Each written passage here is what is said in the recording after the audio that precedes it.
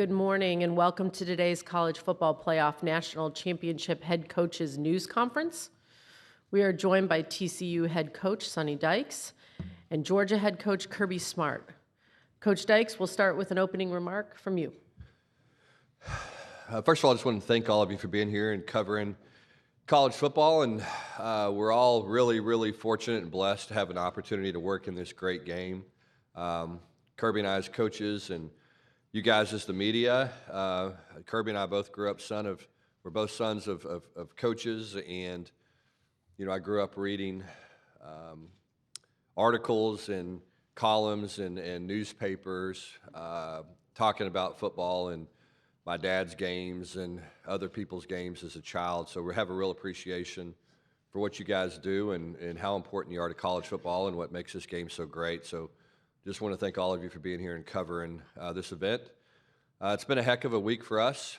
This is obviously our first time to be on a stage like this, and our players have really responded well to the challenge of taking all this in because it's new for us and it's uncharted territory for most of our players. You've heard me say this before, but we have 4 players on our team that had ever participated in a bowl game before this year's Fiesta Bowl. So, bowl prep, playing in big games like this is new for many of our guys. Not necessarily new for TCU, but certainly for the players on our team. So I'm really proud of the way they've handled everything. I think that they have exceeded expectations in terms of their ability to focus on what's important and not get distracted. There's so many opportunities to do that, obviously, with all the things that are going on, especially being here in Los Angeles. So it's been a heck of a journey for these players. I've been really proud of the way they've handled everything. It's a humble group. They know how blessed they are to get a chance to go to TCU and to play football at TCU and represent the Big 12 here in the national championship game. So it'll be a big challenge for us. We know that. Obviously, Georgia's a team that's very talented. The thing that I've found most impressive about them, however, is how well coached they are. Kirby and his staff do an excellent job, really, in all 3 phases of the game. They play hard regardless of the score.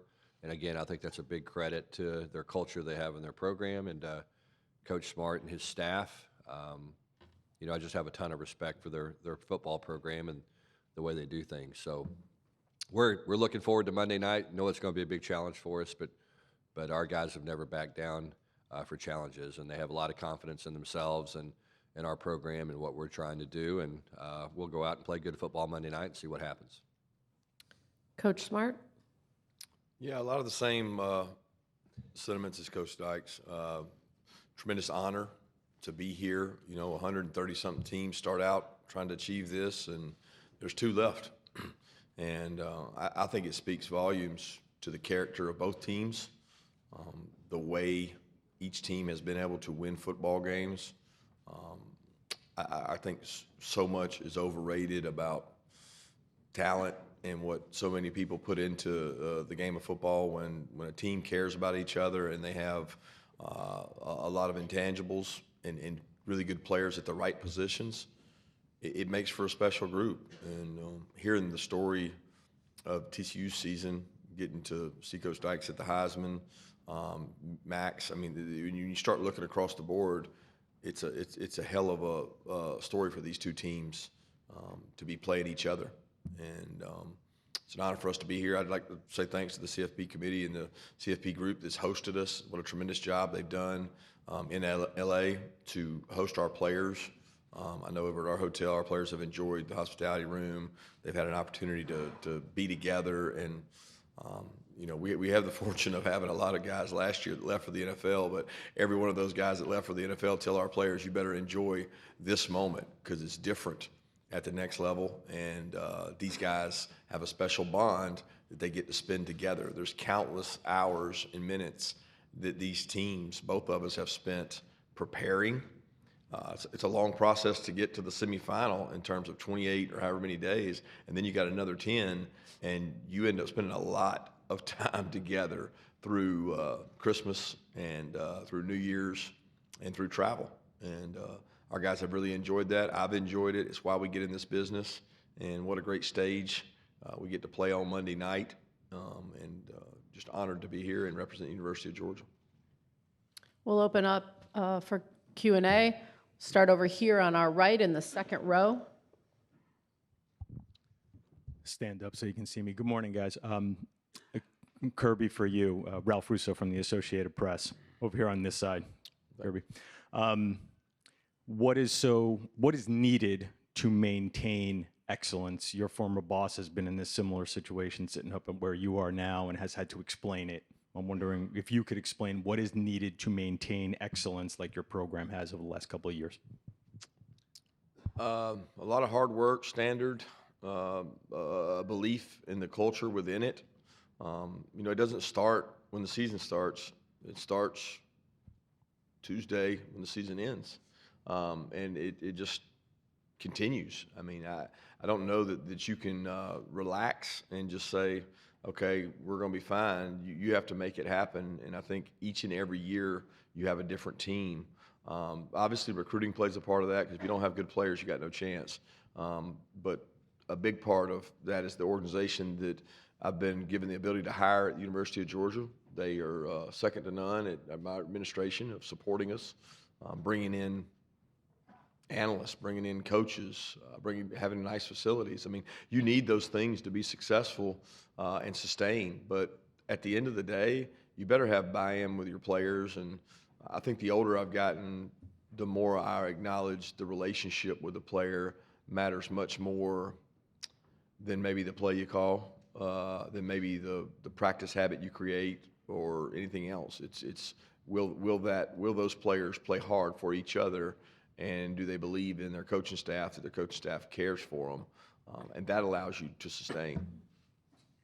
We're going to move over here to our left, front row. Yeah, Brooks Austin with Dogs Daily. Coach Smart, what kind of challenges specifically does the 3-3 stack present? And conversely, Coach Dykes, the 12 personnel that Georgia stays in and offensively, or kind of has offensively, what kind of challenges does that present? Yeah, Coach Gillespie does a hell of a job. I mean, it amazes me the job he does consistently, even from Tulsa, because like I've talked about, we played Cincinnati a couple years ago, and Tulsa by far and away did the best job against Cincinnati, and we became enamored in that when he was doing it then. And it allows you to have more depth in your defense. It allows you, when you play spread teams, you have more speed on the field. There's different layers to it, more layers to it. They do a tremendous job, and take all the scheme part out. It's how you play and strike people. When you watch them strike blocks with hat and hands, and the speed with which they play downhill and just strike people, it's a beauty. It's a thing of beauty to myself, because I enjoy watching really good defense, and they play it, and it's very unique. So when you go to prepare for it, it's not as easy. It's different. Now, you could make a case in their league, they may see some defenses like that, but I think there's the thing that everybody's like, well, everybody plays that defense in their league. They're not all the same. They're not all the same. And when you play another team in another conference, you get to see their conference and see the defenses, and people would say, well, everybody runs that in that league. That's not really true. And this is probably the most unique, and in my opinion, played the best of all those defenses in the conference. Yeah, I think it's the second part of the thing for me asking about 12 personnel. Excuse me. You know what's interesting about 12 personnel? A lot of people run 12 personnel, and so what you do is, and this is something that, it's something that we've done in the past. I was Mike Leach's disciple, kind of a 10 personnel guy. That was the thing that Mike did different, was took Cal's offense. It was a lot of 20, some 21 personnel groupings, and made it basically a 10 personnel offense, and started to play with tempo and all the things that kind of made Mike's version of the air raid different and unique. As a young coach, I took a coordinator job at the University of Arizona, and had a tight end named Rob Gronkowski that was a pretty good player. And so, it was like, okay, I've never played with a tight end. I don't even really know what a tight end looks like.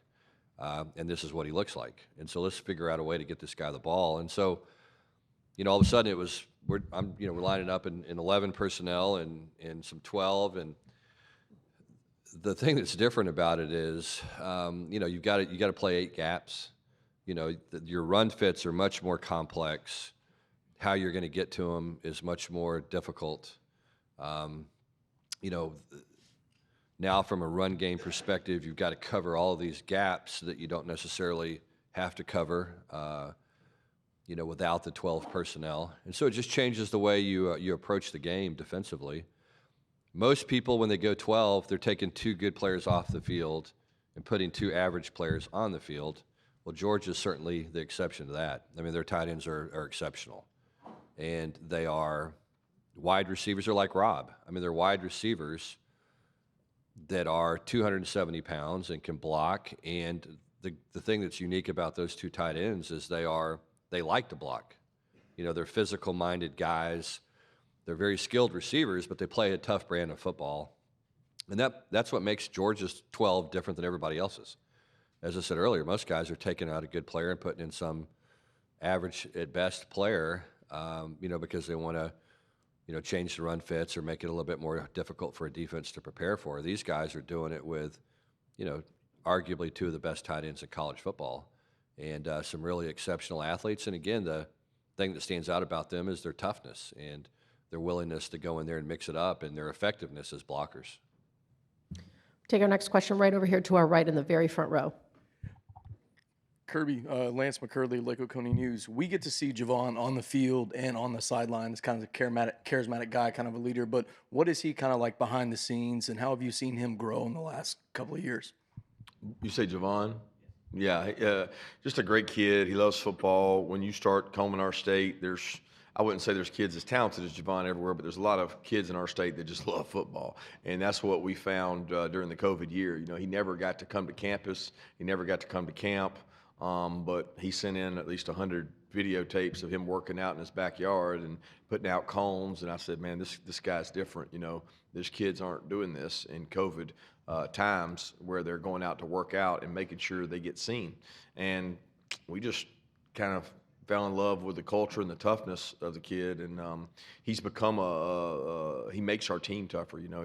He's had injury after injury. He's had some shoulders, and he won't put on a black shirt. He creates a dynamic on our team of if you think you're hurt, look at Javon. He'll go out there and practice every day, and he'll have contact and play with toughness. I think in this day and age, that's different in football, and it creates a little bit of an attitude for our team that makes us better. It permeates the special teams, and even receivers see it, and they're like, man, if he can go, then I can go. So I think that's the biggest thing he brings to our team. We're going to go right here in the middle in the second row, please. Good morning, gentlemen. Tony Reese, WTVM out of Columbus, Georgia. Addressing injuries going into tomorrow's game, what's the latest update on Darnell Washington, Coach Smart, and Kendre Miller, Coach Dykes? Yeah, we're hopeful we can get Darnell ready to play. He's continued to work really hard, done a lot of rehab, and I know he really wants to. This is his first chance to play on the West Coast, and he's from Vegas, and this game means a lot to him, and I know it's an important one to him. Yeah, and Kendre, we'll have a run through today. That's our typical Friday run through, day before the game, full speed run through. So we'll get a really good sense of what he can and can't do today, and then make a decision, going into tomorrow. So running backs are different. When you talk about a running back and you're talking about a thigh bruise or a sprained shoulder or a contusion someplace, those are things that running backs can typically play through. When you start talking about, a knee and a sprained knee and the things that go along with that potentially, then you've got to be very, very careful. And obviously, Kendre is going to want to play. It's a big stage. He's a tough kid. But he's a young man, and our job is to take care of him and make sure that we don't just see Monday night, that we see, the big picture as far as taking care of Kendre's health and doing the right thing for him. Again, not just for Monday, but for his immediate future. So we'll take it all in today, see where he's at, and then make a decision. We're going to go to our far left in the third row.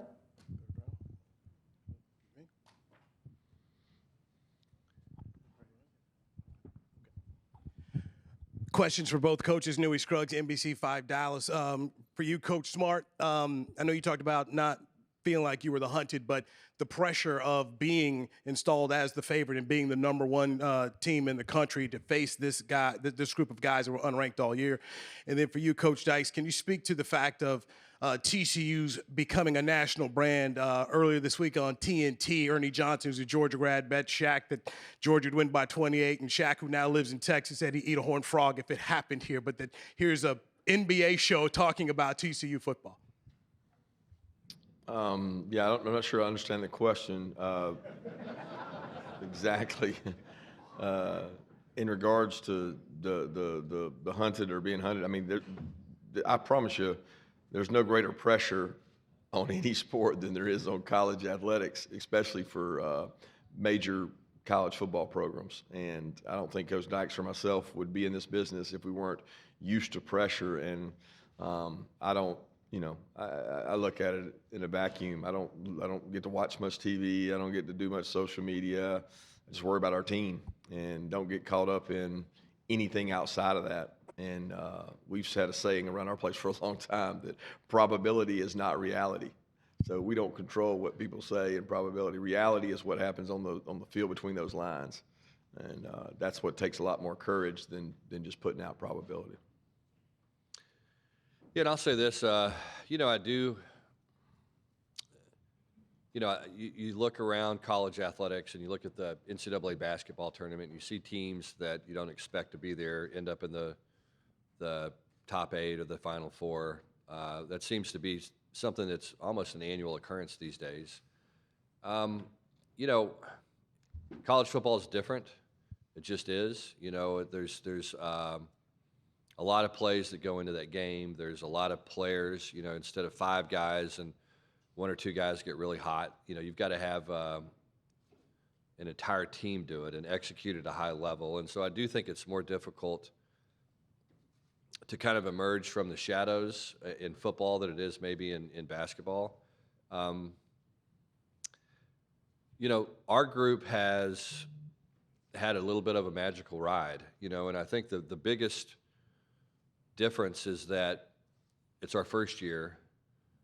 We were still trying to get to know the guys. We're still trying to get, a culture established. I just think that at the end of the day, that's the most important thing is what is your culture? Because it drives the decision a player makes from the time they wake up in the morning to the time they go to bed. What is their level of commitment? What's their level of responsibility to their teammates? How deeply are they truly invested in the team? And so there's all these things that sometimes take time. To our players' credit, for whatever reason, it didn't take as long this time as it usually does. Our guys were hungry and they were mature. They had a chip on their shoulder, and they bought in quickly. Now, the challenging thing as we move forward, past Monday, is where do we go from here? And there's a standard now that and a set of expectations that accompany this kind of success. And to me, that's the exciting part. It really is. I mean, you really get to find out how good you are. It's one thing to kind of get to the top. It's another thing to be able to stay there. And again, that's why I have so much respect for Coach Smart and his staff and the Georgia program, because that's a hard thing to do. It's very, very difficult to do, and it takes a lot of factors and a lot of people and a lot of commitment to be able to do that on a consistent basis. So, we're looking forward to that challenge. There's some doors open to us now because of this success that have been closed for a long time, and it's up to us to figure out how to reap the benefits from when it comes to recruiting, the opportunity to recruit a different kind of player, when it comes to the opportunity to have access to staff members and additional staff and, just all the things that, can help you take the next step as a program. So, you know, it's been a journey to get here, but we're excited about not only Monday night, but where do we go from here, and how can we continue to build our brand from a national standpoint. You know, and I think the second part of the question, look, I've always been a Shaq guy. You know, I mean, told the story before. My wife and I have been married 17 years now.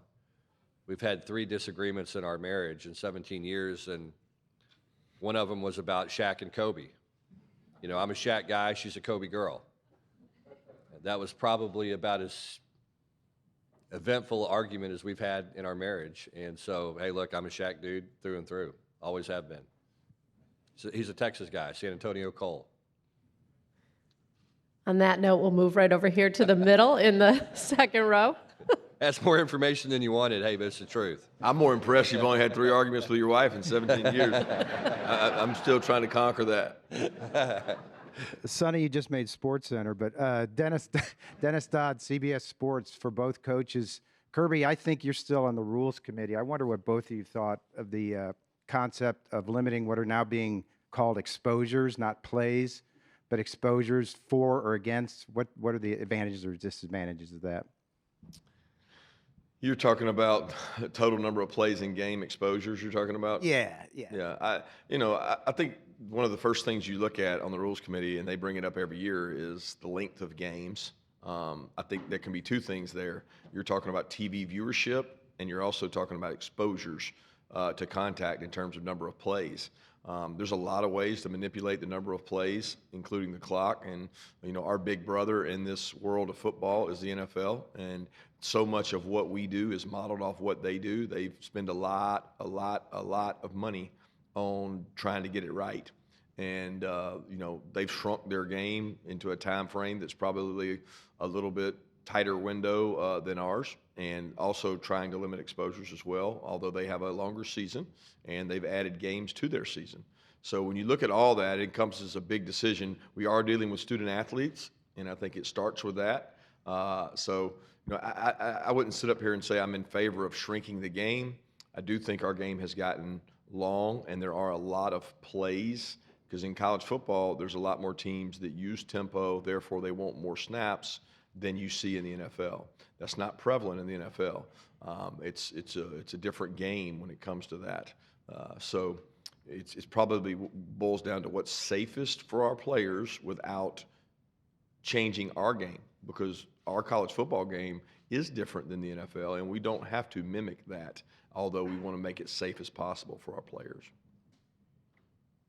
Yeah, you know, look, we're getting ready to play our 15th ball game. You know, I think this is 22 consecutive weeks that our players have been practicing, so it's been a grind. It's a long process. You know, there's lots of factors to consider, not only physical health but mental health as well when it comes to that type of grind with 18 to 22-year-old kids, and the emotional toll and mental health toll that it can take on them. So I think we've got to consider everything, and as the number of plays in games increase and the number of games increase, then, you know, we have to say, okay, look, that's the way this is played. Now let's make adjustments in practice. Let's cut down the number of exposures that we are, you know, that we have on a daily basis in practice. And so it's like anything else. I mean, there's a set of rules. We have to figure out how to best take care of our players and put a quality product on the field within the set of rules. I do think that needs to be something that is a constant conversation about, okay, how can we take care of our guys, again, not only physically but mentally? Because there is, you know, look, these guys are, you know, preparing to take big ball games, but they're also preparing to take final exams, you know, and they're also dealing with issues off the field with family and friends and all the different things that these young men are exposed to on a daily basis. And so it can be a very complicated thing, and, you know, we've got to do the very best that we can to look after not only our players mentally, but also physically and their mental health, because that's the most important thing at the end of the day. We're going to move over here right on our right in the front. Good morning, coaches. DJ Jones, Sports Visions USA, Columbus, Georgia. This question is for both of you. Obviously, the the mission is to compete for a national championship, but can you explain how the practice time and this time of year is so important to the development and maturity of your younger players? Well, I'll start. I mean, it's obviously been a big thing for us. Again, we've had, lots of practice opportunities. We've had, an additional 15 leading into the semifinal game that our players haven't had in the past. So you think about it, if you're a senior team and, if you're a senior player and you've been in a program that has consistently been the bowl games, and particularly New Year's Day bowl games or bowl games that occur later during the bowl game cycle, you look up and you go, okay, it's 15 practices for 4 years. That's 60 practices, okay? Well, that's 4 years of an additional spring training. And that's a big deal. That's a really big deal. And that goes back to what I talked about earlier in our program. We have 4 guys leading into this year that have participated in a bowl game. And so, we're a little behind in terms of our development and trying to catch up to some of the folks in front of us because we just haven't had that many practice opportunities. So what we've had to do is maximize them, and again, to our players' credit, they show up every day with a willingness to go to work, and it makes a difference. And we tried to sit down and say, okay, look, we were fortunate enough to get in the Big 12 championship game, which was an extra 5 practices. We're fortunate enough to get in the college football playoff, which is an extra 15 practices. We're fortunate enough to get into the national championship game now, which is an extra 5 practices. All those things add up. And so we sat down and we said, okay, what do we want to accomplish by this? Number one, win the last game. That was our goal. And number 2, develop our team, and including our young players. And so it's been a great opportunity for some of our young players that have been on scout team that haven't had a chance really to get developed that much, to get developed. And so we go back and we check our work all the time. We have objectives that we want to accomplish, and then we go back and say, are we really doing this? Are we really giving those young guys an opportunity to shine and develop and compete and become the kind of players we want them to become? And we're making sure that that's the case. And so far, I think that's happened. And I can't help but carry over, I think. We'll find out. Yeah, a lot of the same. I said this yesterday at Media Day, and I hate to repeat myself, but I really think a lot of the reason we were able to turn our roster over from last year to this year was the practices and preparation we had at this time of year. As we were finishing the year last year, we were getting really high-quality work out of about, I would say, 7 or 8 kids starting for us right now in the game. Tomorrow night, we're scout team players or 2s, and the way we do our reps as the year goes, our 2s get a little more volume and our 1s get a little less, knowing that the 2s need the work and might be up for call as you have injuries. So the guys that are playing now that were 2s last year, in some cases 3s, they got a lot of work, and I think Coach Dykes is right. That cumulative effect. I've always said the states that have spring practices, their kids leave high school football 1 year ahead of states that don't, because they've had 4 spring practices from 9th grade to 12th grade, and our kids have had a lot of practices. The counter thought to that is how much we do practice. We have a lot, and we target a lot of days for our kids to, the 1s go condition, and the 2s and 3s go get opportunity, and they literally go against each other and just play football. And I think that does help in terms of getting your team prepared. I also think when the portal age, when kids feel like they don't have a role, they're quicker to leave, and we're really selling the development. We're going to show Jordan Davis from his freshman and sophomore year down there working on the scout team and say, hey, look what this guy, where he was, and look what he became doing it this way. And selling that within your program becomes a selling point to them to stick and stay and truly develop and grow in the organization. We're going to take our next question over here on our right, about 4 rows back.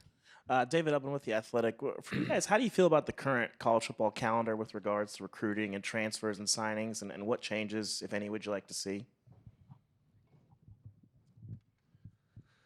Kirby left this one for me to answer first. Yeah, I mean, look, the calendar's the calendar. It's a strange thing that we've had a calendar that we followed a long time that made a lot of sense, you know, because the players signed in February and they made their decisions when they took visits in October, November, December. You know, and that's not the case anymore. It's different. And so what we've done is we've made revisions through the thing that have made sense at the time, but we've kind of ended up with a little bit of a hodgepodge of stuff. And so, you know, everybody has their feelings on what they want. You talk to 10 different coaches, you get 10 different opinions. The one thing I think that we have to do in this profession is, as Kirby alluded to earlier, I mean, this is a ultra competitive, high accountability profession. And we're all incredibly driven. And I think that what we have to do is protect ourselves from ourselves as coaches. You know, we have to legislate time off, you know, because not only does young people have mental health, we have mental health as well. I mean, this deal is a grind, and you've got to take care of your coaches, and you got to take care of your staff, and you got to take care of yourself. And the only way that you can do that is by legislating time off. Because if we have a day, and Kirby's the same way, I'm sure, I know he is. If we have an opportunity to recruit a player, by God, we're going to recruit him. We're going to have him on our campus, or we're going to be in a high school, or we're going to be on the phone, or we're going to do something to try to secure that recruiting commitment. And so it's a complicated issue. We could sit here and talk about it for hours, but I think at the end of the day, to me, that's the most important thing is, you know, legislating time off. I have a 14-year-old, an 11-year-old daughter, and a 6-year-old son, and I want to be able to see them and be part of their life and have a chance to spend time with them. And it's very difficult if we don't have some kind of legislated time off where we get away, where we focus not only on our players in our program, but our families and, you know, doing our job as a father and as a husband and in that capacity as well. So it's complicated. There's work that needs to be done. I think the good thing about the NCAA now is we're trying to do things. You know, there is more of a let's try to do something as opposed to let's ignore this problem. And I think some of the issues that we're having in college football now were because for years and years and years, we stuck our head in the sand and didn't address issues that involved our student athletes. And now, thankfully, we've been forced to address those issues. And I think it's led to some great opportunities for our student athletes as a result. It's a tough balance, and I concur with a lot of things that Coach Dykes just said. I mean, it's not the profession that originally got into in terms of relationships and coaching. It's changed so much. Now, you know, my position has changed as well from when I first got into it, but it's become a much tougher profession to navigate in terms of your own family and your time constraints on that, especially if you want to try to stay at the highest level and what it requires to do. And I think the NCAA and the minds that help put all the information together, including ourselves as coaches, we're all to blame for kind of eating our own. And it's like a cannibalizing because you won't stop. And it just keeps going. And I think with the playoff system coming up, it's going to be really interesting to see what happens. Are you going to be playing games while you're trying to sign guys in early signing period in December? It's gotten more competitive than ever. I mean, you're already looking at junior days 6-7 days from right now, and we're trying to play in a national championship. So it doesn't stop for the coaches at the highest level. And I'm not sure that any of us have the exact right answer, but I do think being smart and legislating time for coaches to be with their team and with their families is important. The flip side of that is the prospects want their opportunities to make a good decision, and the time that's very demanding is tough. It's tough to make those decisions. And I want to add just one thing to that. I mean, look, you know, we were preparing this week for a national championship game, and we had 6 transfers on campus on an official visit.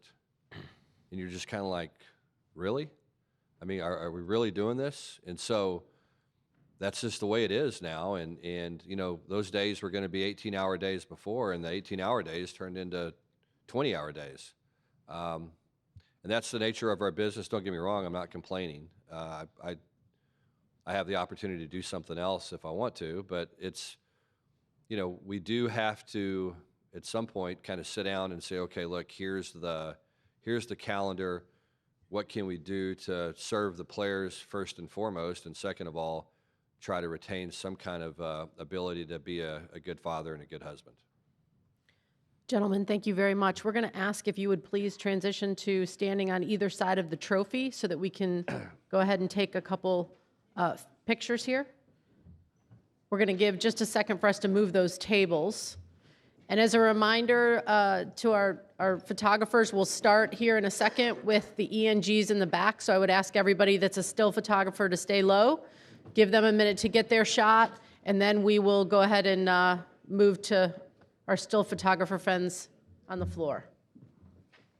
You guys all set? All right, let's start with our ENGs in the back.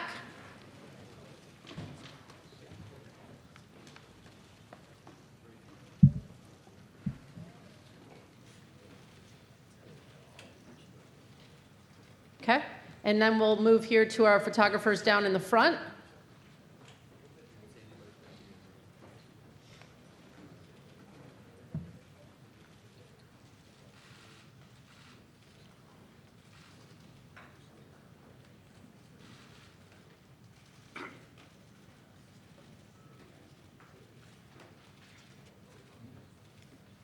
Okay, thank you very much. That concludes today's news conference. Hope you have a great day.